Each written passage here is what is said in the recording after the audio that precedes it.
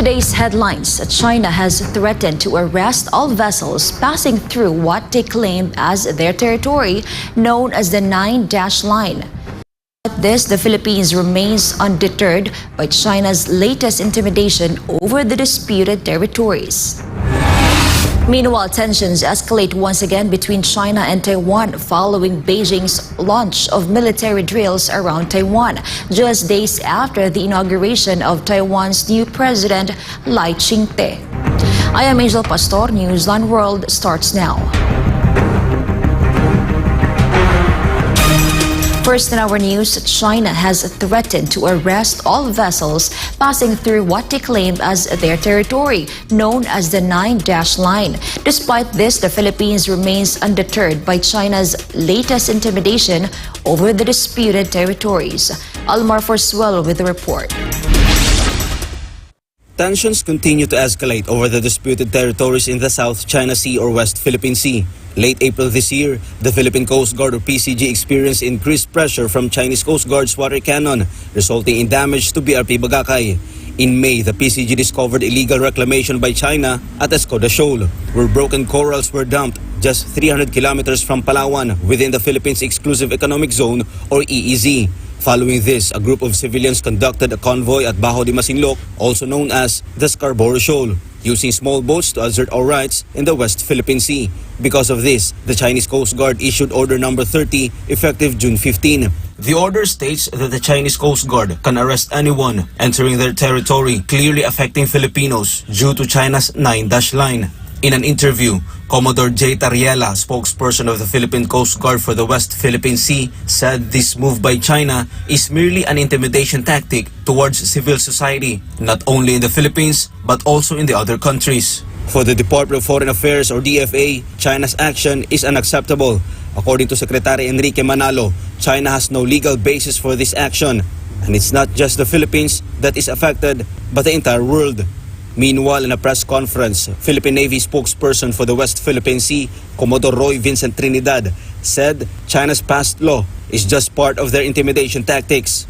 After passing such a law, China will remain silent, and then they could threaten implementing that law. That is what is happening right now in the West Philippine Sea, when they stated that they will start arresting fishermen intruding into their own territory.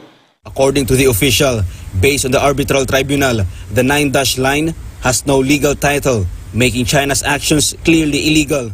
I would like to emphasize the statement of our Commander-in-Chief. This is totally unacceptable.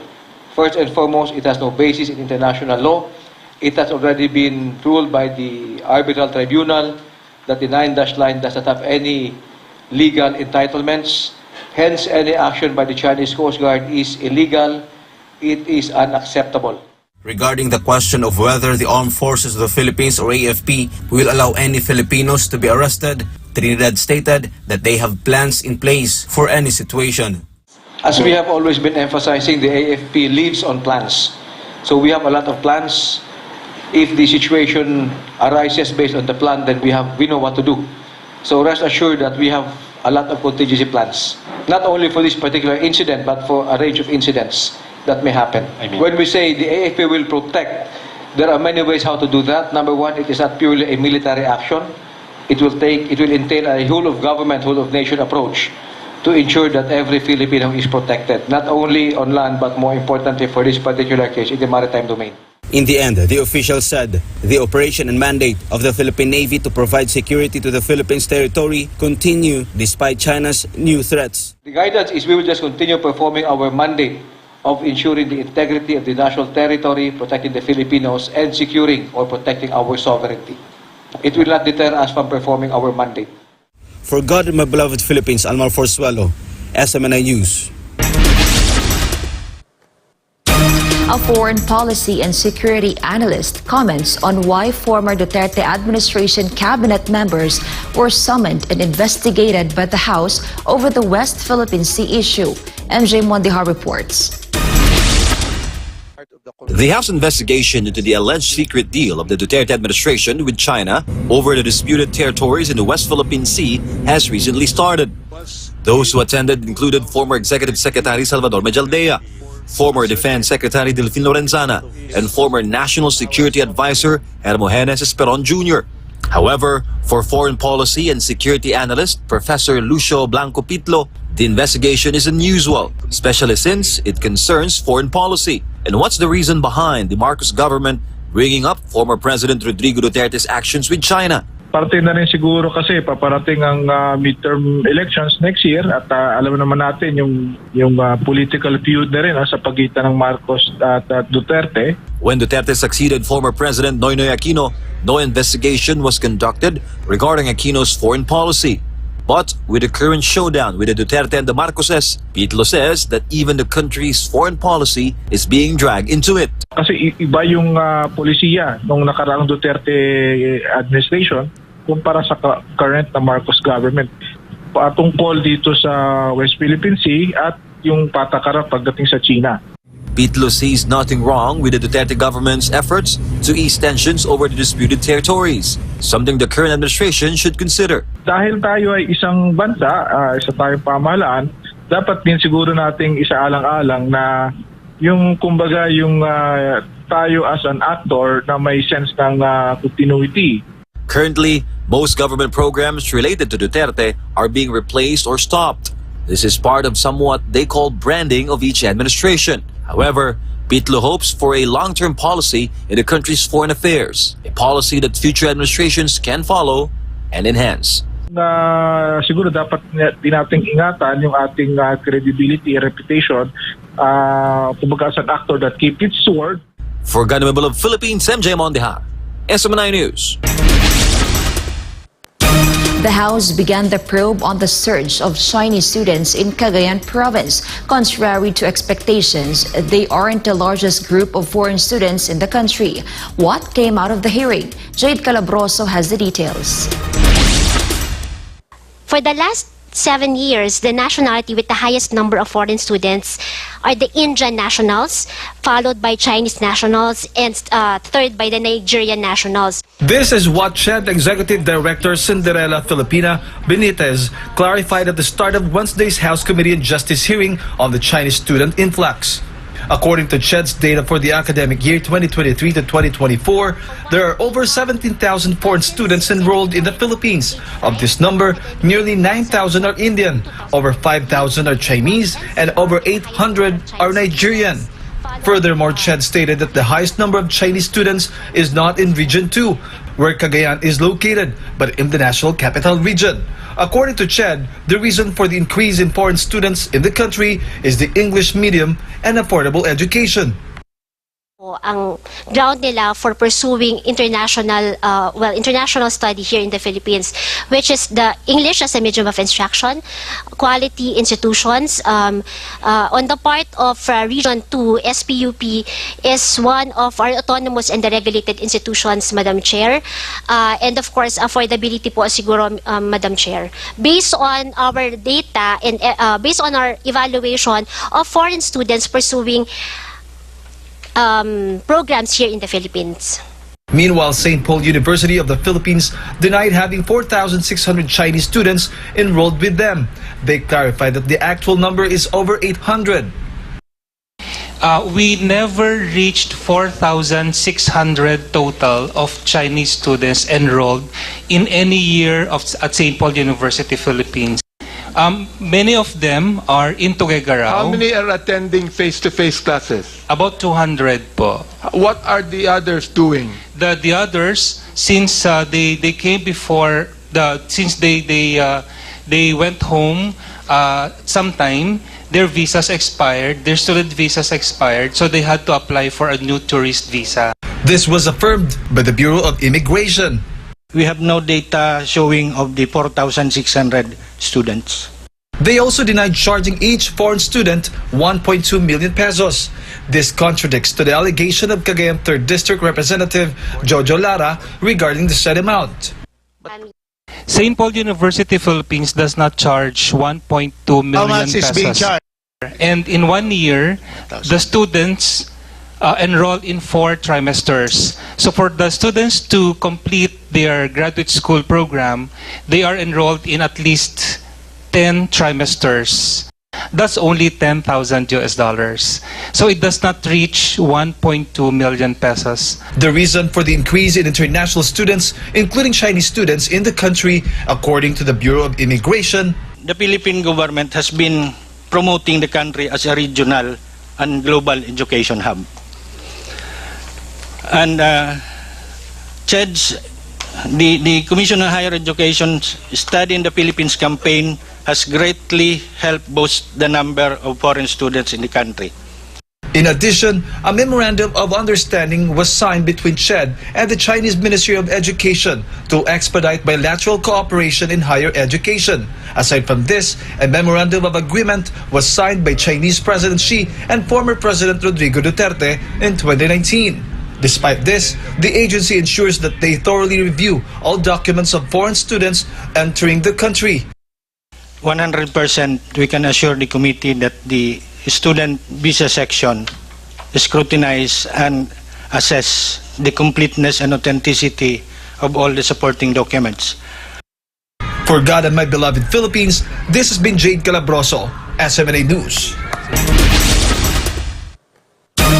Former Chief Presidential Legal Counsel Attorney Salvador Panelo pointed out an inconsistency in the explanation given by former Westcom Chief Vice Admiral Alberto Carlos. Panelo stated that Carlos should have clarified what they truly discussed with a Chinese official during their phone conversation. Let's delve into the details in Carlo de la Peña's report. Alam mo, pinapakinggan ko paliwanag niya. Diba, ang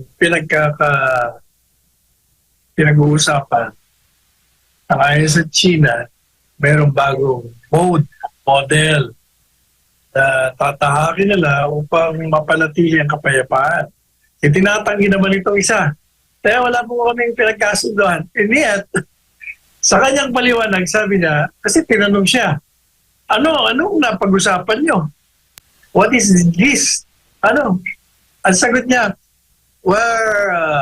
the conversation covered ways and means. Ang pinag-usapan daw nila, mga ways and means by which we can reduce the tension in the West Philippine Sea. Di yun nga, yun ang bagong modo.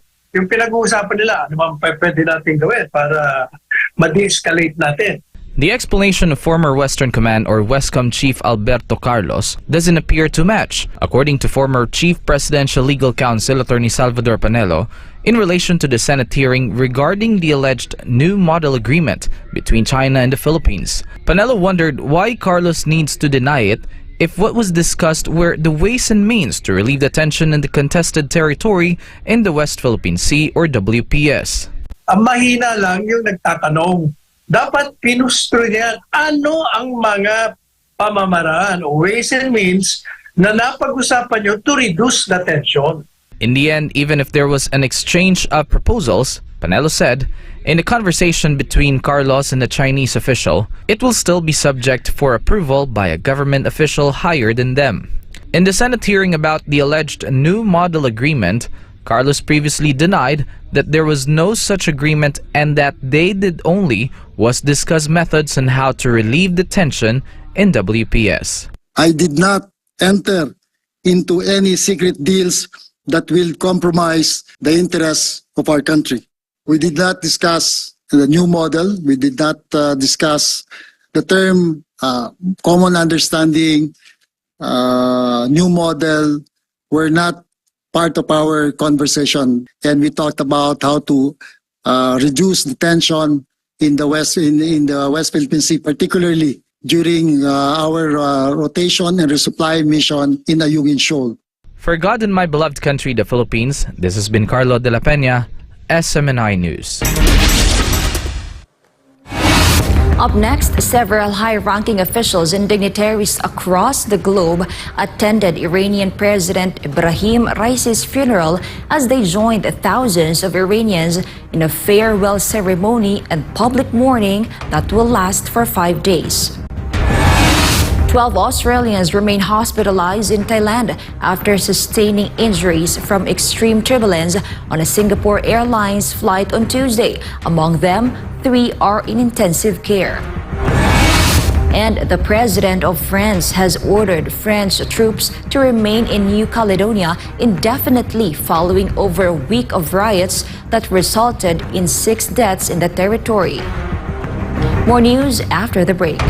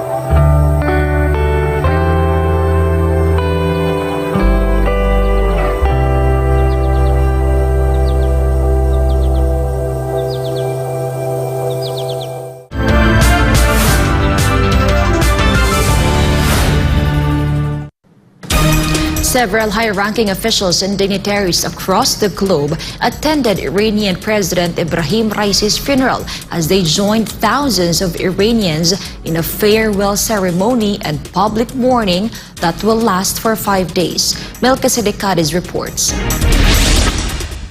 Iran's Supreme Leader Ayatollah Ali Khamenei led the funeral prayers as thousands of Iranians filled the street in the capital, Tehran.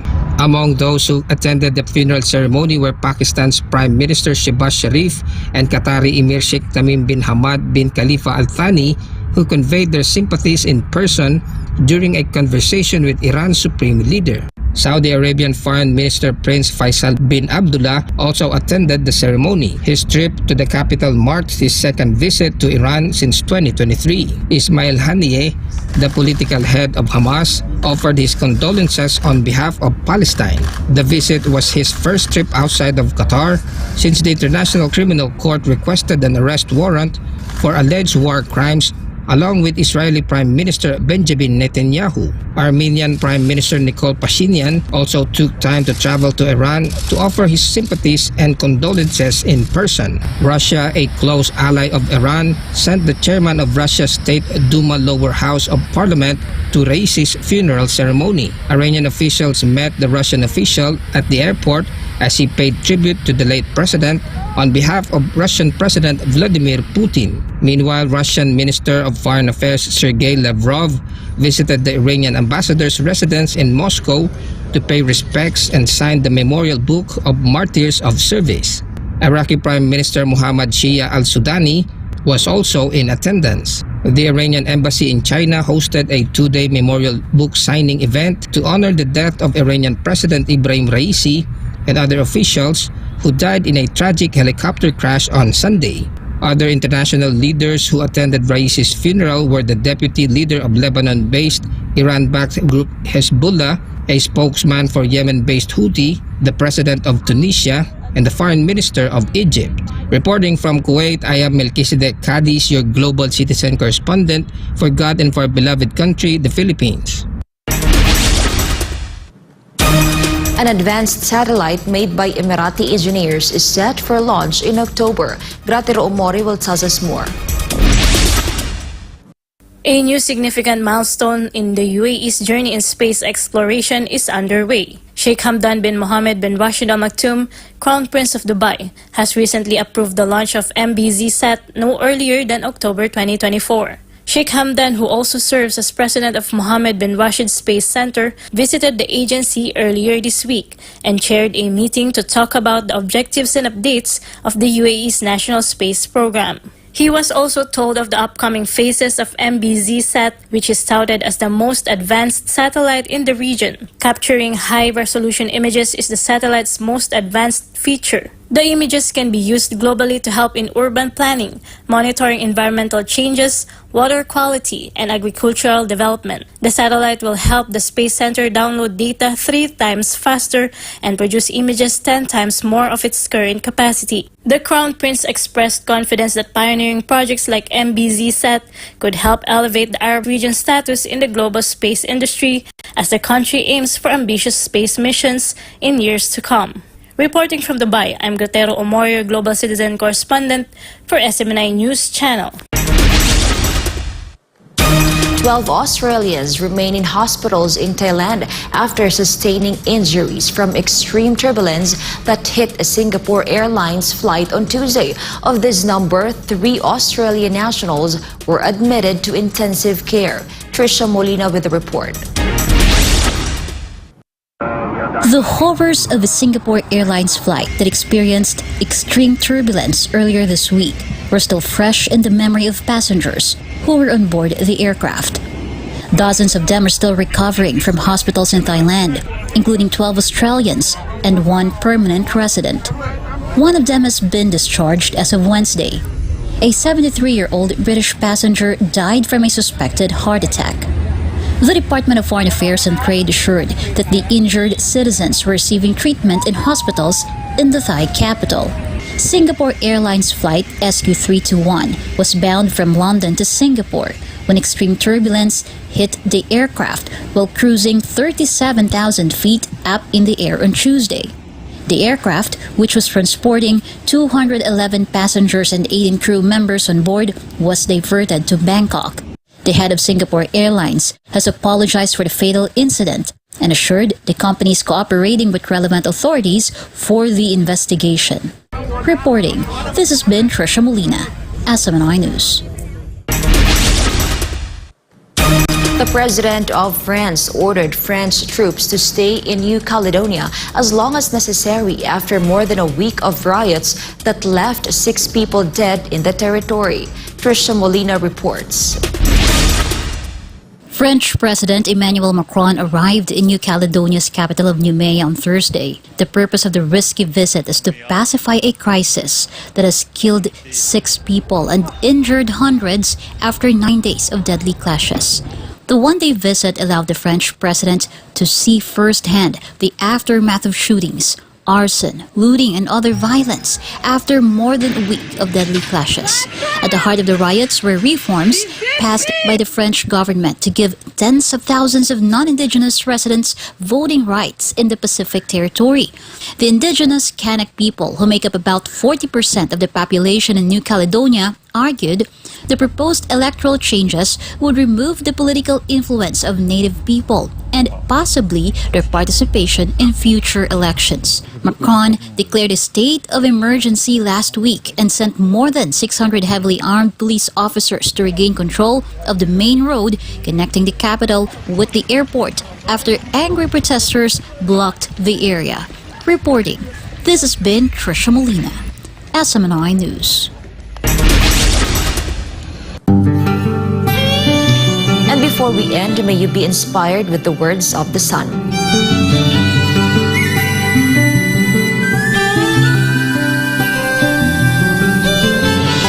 What your faith can conceive, you can achieve. And that's all for this edition. For more news update, you may visit smninewschannel.com or follow us on our official social media accounts on Rumble, YouTube, Facebook, and Twitter. For God and my beloved country, the Philippines, I'm Angel Pastor, and this is Newsline World.